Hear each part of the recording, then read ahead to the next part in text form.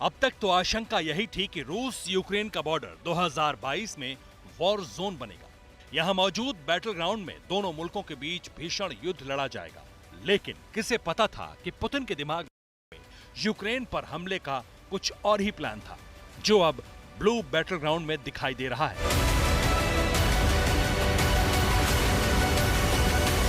दुनिया के ताकतवर मुल्कों में शुमार रूस अब जबरदस्त एक्शन मोड में है। अब तक तो यूक्रेन बॉर्डर के पास रूसी सेना के लाखों सैनिकों की तैनाती हो रही थी, मगर अब समंदर में बम गोला बारूद से खलबली मच सकती है।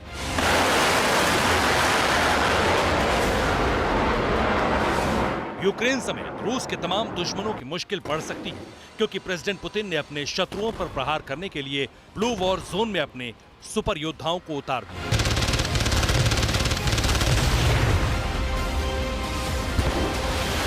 डिफेंस वेबसाइट नेवल न्यूज ने अपनी एक्सक्लूसिव रिपोर्ट में ओपन सोर्स इंटेलिजेंस के आधार पर यह दावा किया है कि रूसी नौसेना के 2 महाविनाशक युद्धपोत भूमध्य सागर की ओर बढ़ रहे हैं। नॉर्थ फ्लीट का मार्शल उस्तिनोव जल्द ही भूमध्य सागर में दस्तक दे देगा।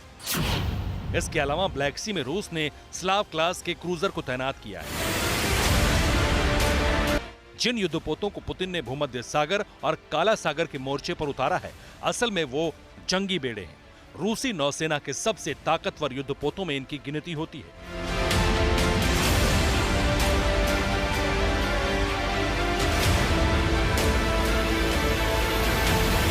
इन वॉरशिप पर इतना गोला बारूद मौजूद है जो पूरे यूक्रेन को पल भर में तबाह करने की क्षमता रखता है।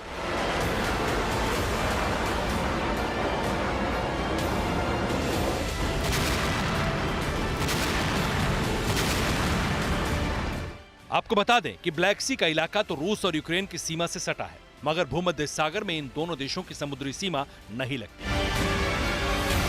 बावजूद इसके पुतिन ने रूसी नौसेना के जंगी बेड़ों को मेडिटेरेनियन सी में भेजा है।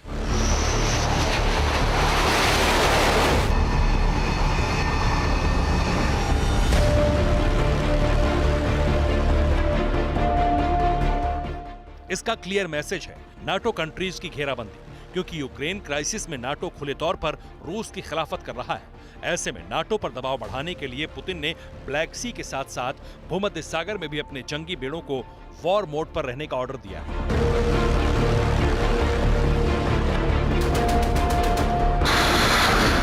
पुतिन की यह तैयारी इस बात का संकेत है कि वो अपने युद्धपोत को भूमध्य सागर में एक सोची समझी रणनीति के तहत तैनात कर रहे हैं।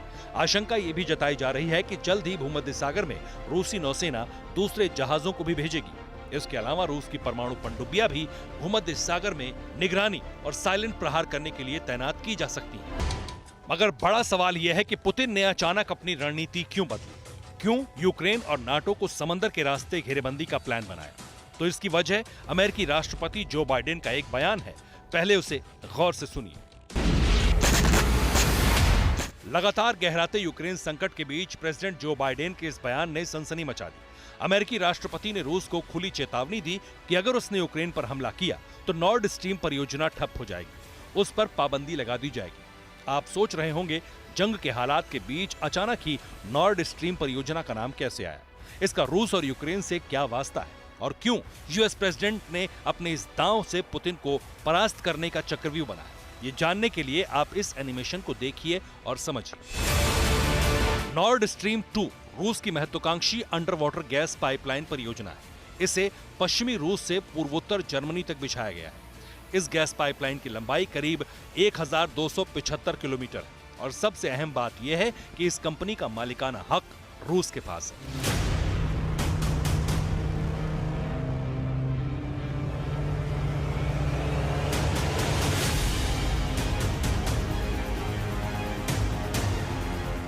नॉर्ड स्ट्रीम 2 परियोजना को आप पुतिन का ड्रीम प्रोजेक्ट मान सकते हैं, क्योंकि अगर ये प्रोजेक्ट सफल होता है तो इससे रूस का आर्थिक ढांचा पहले से और ज्यादा मजबूत होगा, क्योंकि रूस के पास तेल और गैस के भंडार हैं।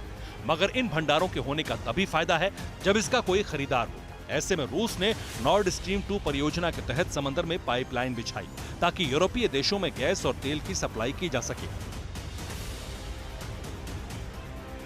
आपको बता दें, इससे पहले जिस पाइपलाइन से ये सप्लाई की जाती थी वो यूक्रेन से होकर गुजरती थी। इसके लिए रूस को हर साल यूक्रेन को करोड़ों डॉलर देने पड़ते थे, मगर 2014 में यूक्रेन और रूस के बीच तनातनी बढ़ी। रूस ने क्रीमिया पर कब्जा कर लिया, जिसके बाद से रूस ने इस पाइपलाइन की जगह समंदर में नॉर्ड स्ट्रीम 2 परियोजना की नींव रखी ताकि जर्मनी के रास्ते यूरोपीय देशों में गैस तेल की सप्लाई कर सके।